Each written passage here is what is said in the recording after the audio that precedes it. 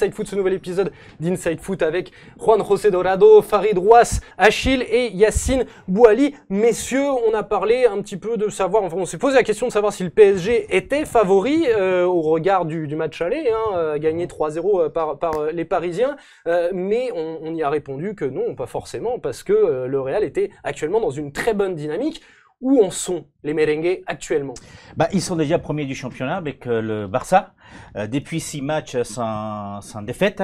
Une équipe qui n'a encaissé qu'un seul but. On a beaucoup mis en doute les qualités de Courtois depuis quelques semaines. Mais depuis quelques semaines, effectivement, il n'a pris qu'un seul but. Et il a failli même battre le record d'imbattabilité des Navas. Il a manqué 1 minute 50 pour battre ce record. Et puis, le Real Madrid, effectivement, a retrouvé une défense assez solide avec Sergio Ramos, avec Marcelo ou Mendy ce soir, parce que le problème c'est qu'effectivement Marcelo était blessé avec Carvajal, mais surtout le Real Madrid a retrouvé un milieu de terrain, Farid l'a dit tout à l'heure, avec Valverde et qui fait un énorme boulot au milieu, et puis il y a ce Benzema de feu, le meilleur buteur de la Liga, qui depuis quelques semaines compte avec l'aide vraiment précieuse d'Eden Hazard, qui n'a pas marqué mais qui fait un travail remarquable. Donc Achille le disait aussi tout à l'heure, ils sont en train vraiment de monter en puissance, et donc le Real a retrouvé une équipe. Il va falloir trouver des solutions, peut-être avec Gareth Bale, etc.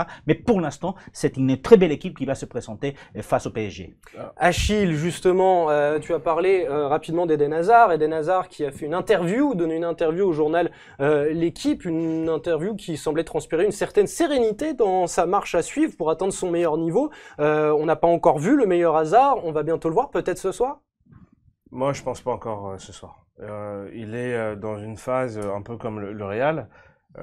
Ce qui est bien, c'est qu'il est dans l'autocritique. Donc il est parfaitement conscient que voilà, une équipe totalement remaniée, il a fallu avoir encore quelques petits automatismes, créer de nouveaux automatismes, une perte de poids pour lui assez importante.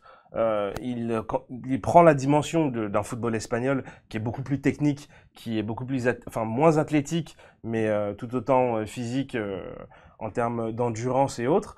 Et je pense que oui, il va arriver à point nommé pour le mois de février, à son état de forme, à son pic.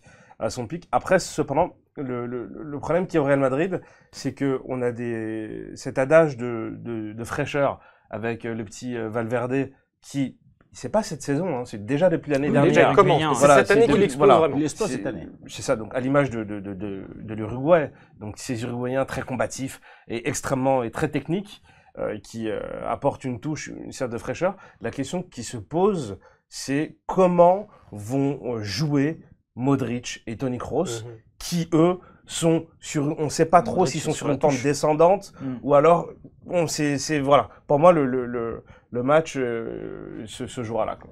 Yacine, on sait que Karim Benzema, KB9, est un de tes protégés. Est-ce que tu penses qu'il va parvenir à mettre la charnière parisienne in the pocket? Ouais, mais moi je vais pas parler de joueurs. Moi je vais parler d'une seule personne. Je parle de Zinedine Zidane. Il y a 2 mois, la presse mondiale était unanime que Zidane allait partir du Real. 2 mois, il a fermé la bouche à tout le monde. Donc ce soir, il va encore fermer des bouches. Tout simplement, ce sera mon avis. Merci Yacine. Juste à préciser un petit mot, le travail de son préparateur physique. Bettoni. Oui, qui a fait un énorme travail et qui remet vraiment l'équipe sur pied. Pour terminer, Farid, très rapidement, ton avis sur ce Real de Madrid? Non, c'est vrai que moi aussi j'aimerais m'attarder sur la gestion de groupe de Zidane. Début de saison, et malgré des résultats quand même qui sont positifs, parce qu'il est co-leader avec le Barcelone, mais on attend plus du Real Madrid, on attend aussi de la qualité de jeu.